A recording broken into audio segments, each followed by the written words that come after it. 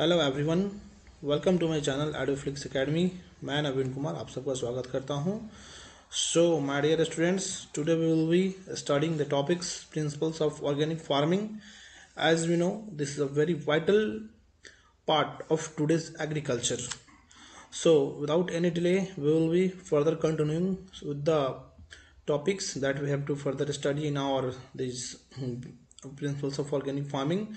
So first topic that we will be studying is that is related to some of the facts which are related to organic farming. So my dear students, as you can see here, and this is the data that we have to learn by heart, we have to remember it because this kind of data is generally asked in examination. So first data that you come to know is the total geographical area of India कितने हैं 329 million hectare. Okay, इसी को हम लोग 32,87,263 square kilometre भी बोल सकते हैं। नेक्स्ट आपका है इसमें the total cultivated area of India that is 206 million hectare, मतलब इतने जो एरिया है that is arable in which under this particular area the cultivation is taking place. Next one is the total cultivated area of organic farming in India and world. हमारे भारत में organic farming के total area कितने हैं that is 3.56 million hectare and in whole world that is 72 million hectare. And next data we come to know is agriculture contributes 19.6% to GDP of India. Okay, this is the total share of agriculture in terms of GDP. Okay, next data that is IFOM. This is the you can say this is an institute that stands for International Federation of Organic Agriculture Movements, that is established in 1972 and the headquarters is at Bonn, Germany. Okay, and this IFOM works on the principle of sustainable, ecological and environment friendly. Okay, next the next next institute that is in India, that is NIOF, stands for National Institute of Organic Farming and it is also known by the name National Center of Organic Farming, which is located in Ghaziabad. Okay, and it was established in 2005. Okay, next we come to know father of organic farming is Sir Albert Howard. Okay, this is very important as we are studying organic farming, then we must be knowing that who first gave this concept. And Sir Albert Howard worked in IARI under his tenure. Okay, now next point is father of organic farming in India is Sri Subhas Palekar. He also gave the concept of natural farming in India and he has also given the concept of zero budget natural farming. Okay my dear students, further we will be covering, we will be seeing what is natural farming and what is zero budget natural farming. So without any delay, let us first complete this topic. Okay, next part is Sikkim is the first organic state in India and it was declared as organic state in January 2016 by Honorable Prime Minister of India Narendra Modi. Okay, Sikkim is the first country in world and India, okay, which is fully declared as organic state, and from 2003 organic production has been started in Sikkim, but in 2016 it has got the status of organic state, and continuing to this Uttarakhand is also in the next phase which can be further given as the grant of organic state. The first organic and natural farming science university is Gujarat Natural Farming Sciences University, which was established in 2017. So this is a very important some of the data that which must be known to us, okay, which are very important for our further examination. So next we come to know that concept of organic farming. So as we can see here, what is mentioned here, modern agriculture largely depends on the use of fossil fuels based inputs such as chemical fertilizers, pesticides, herbicides and labor saving but energy intensive farm machinery. While application of such high input technologies had undoubtedly increased production and labor efficiency.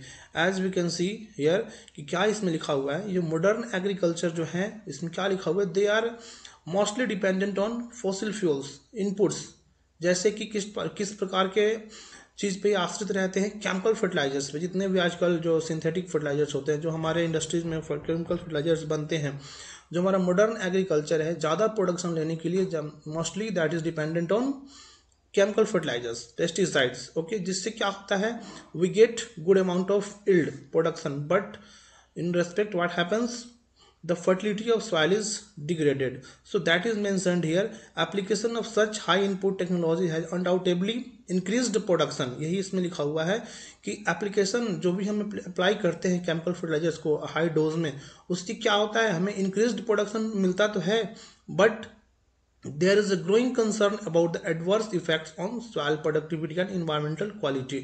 उसका side effect क्या है? What are the side effects of using high chemical fertilizers? That our soil is getting degraded and our environment is getting polluted day by day.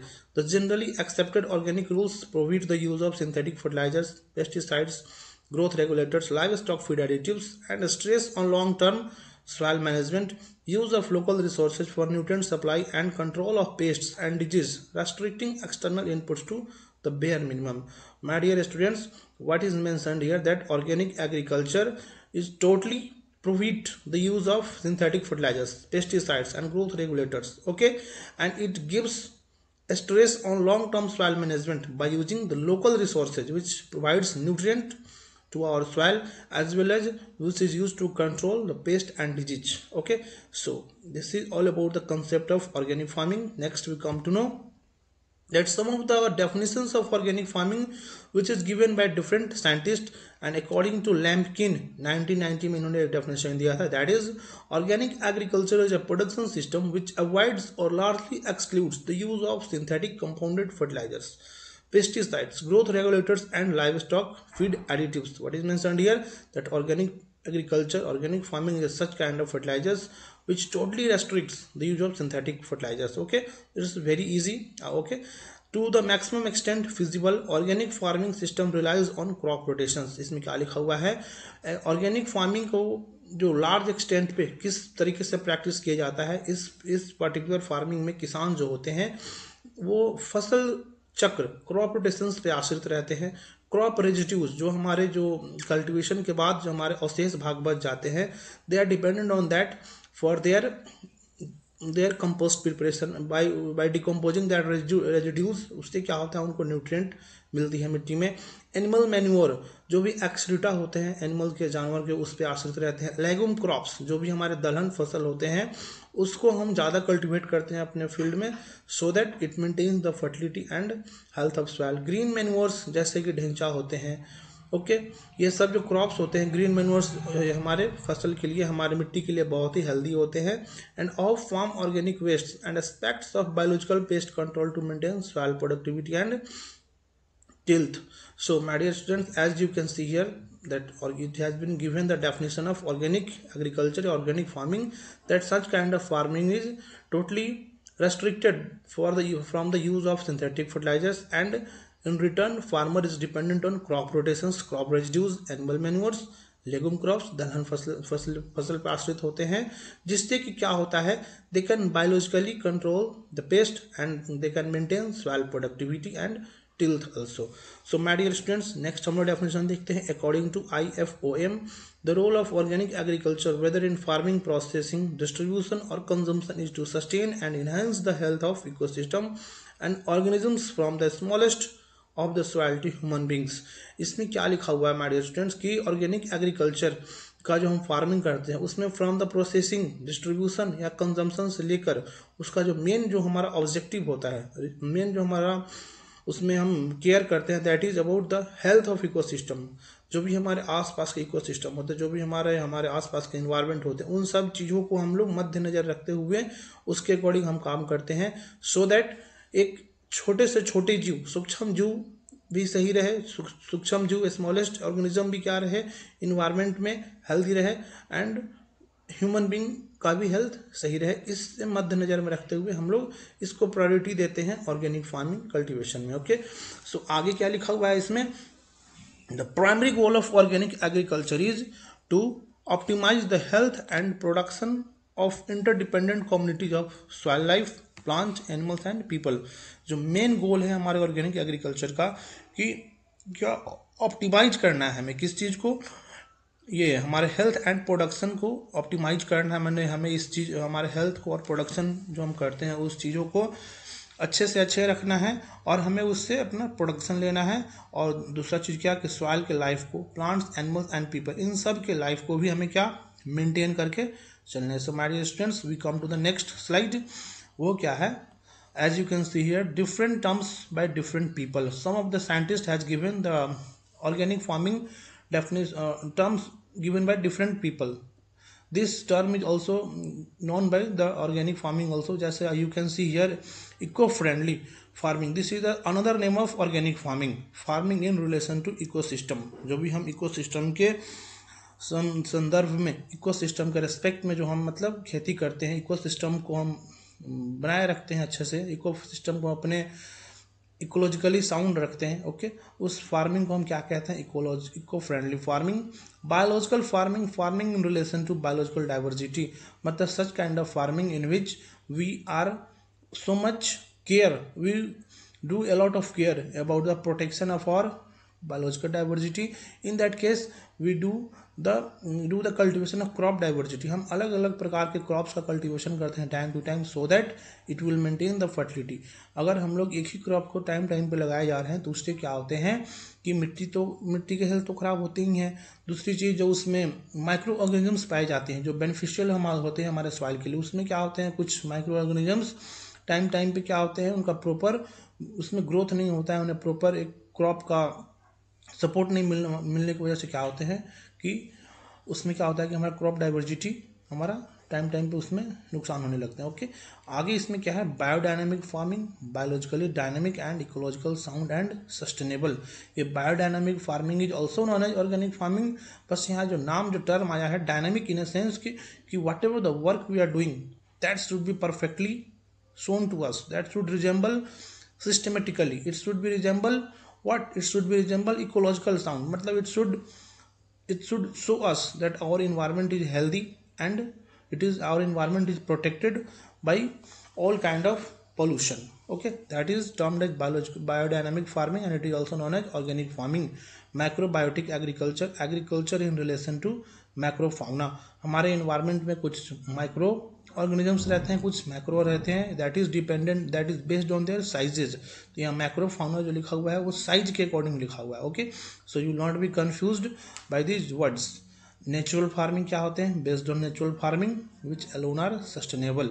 Okay, तो ये सब जो term है, ये term जैसे हम लोग पर्यायवाची शब्द बचपन में पढ़े होंगे, तो लाइक वाइज यहाँ पे वही पर्यायवाची शब्द है ऑर्गेनिक फार्मिंग के। सो ऑर्गेनिक फार्मिंग के अलग अलग नाम हैं जिन नामों के द्वारा हम उन्हें जानते हैं। Okay, so in next slide we come to know that is organic farming, organic agriculture has 4 principles according to IFOAM। IFOAM हमने पहले पढ़ा था, क्या है ये, international federation of organic agriculture movements. उसने कुछ प्रिंसिपल्स दिए हैं, that is principles of health, principles of ecology, principle of fairness, principle of care, consumer health. Principle of health क्या होते हैं, that principle is associated with the health of our soil. Principle of ecology क्या है, मतलब we have to cultivate organic farming okay in terms of our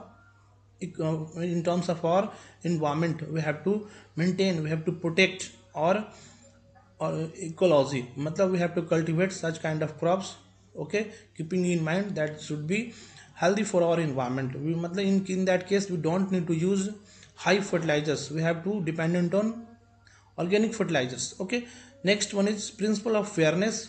Principle of fairness means, as we can see, the quality which is produced by the organic farming, that describes its fairness, that particular product is very healthy and it is pure. Okay, it is pure in nature and it is free from all kinds of degradation. Next principle is principle of care and consumer health, and the next principle tells us that keeping in mind whoever the organic producers are there, organic farmers are there, वो क्या करते हैं, वो जो भी production करते हैं वो keeping in mind of consumer के लिए भी देखते हैं कि whatever the materials we are utilising that should be, जब हम मटेरियल्स को यूटिलाइज करेंगे, मटेरियल इन सेंस जब हम फर्टिलाइजर यूटिलाइज करेंगे तो उससे क्या होगा, हम जो प्रोडक्शन करेंगे, जो हम प्रोड्यूस करेंगे, उससे हमें फर्दर हमें कंज्यूमर के पास पहुंचाना है। तो अगर हम कंज्यूमर क्यों पहुंचा रहे हैं, कंज्यूमर के पास अपने प्रोड्यूस को ले जा रहे हैं, तो दैट शुड बी रिफ्लेक्टेड कि दैट इज ऑर्गेनिक प्रोडक्शन। तो if that will be organic production then what will happen, the health of our consumer and the health of the consumer will be good. Consumer का जब health सही रहेगा, in that sense जब consumer जब इस चीज को एक्सेप्ट कर लेंगे कि that is organic produce, then that principle is related to principle of care और कंज्यूमर हेल्थ। नेक्स्ट इसी पॉइंट में हम देखते हैं my dear students, objectives of organic farming as पर IFOAM। इसमें क्या लिखा हुआ है, to produce food of high nutritional quality in sufficient quantity. क्या पहला ऑब्जेक्टिव है कि हमें इतने फूड प्रोड्यूस करने हैं, दैट इज क्या, न्यूट्रिशनल होना चाहिए, क्वालिटी मतलब क्वालिटी होना चाहिए और न्यूट्रिशियस होना चाहिए। ओके दूसरा क्या है, to work with natural system rather than seeking to dominate them. मतलब इसका उद्देश्य क्या है कि हमें नेचुरल सिस्टम के अकॉर्डिंग काम करने हैं, ना कि हमें डोमिनेट करना, ना कि हमें ज़्यादा यूटिलाइज करके, ज़्यादा खाद यूज करके या ज़्यादा चीज़ों को, रिसोर्सेज को यूटिलाइज करके हम अपने नेचुरल सिस्टम को भी डिग्रेड नहीं करना है। नेक्स्ट इसमें क्या पॉइंट है, to encourage and enhance biological cycles within farming system. इसमें क्या है, involving micro organism, soil flora and fauna, plants and animals.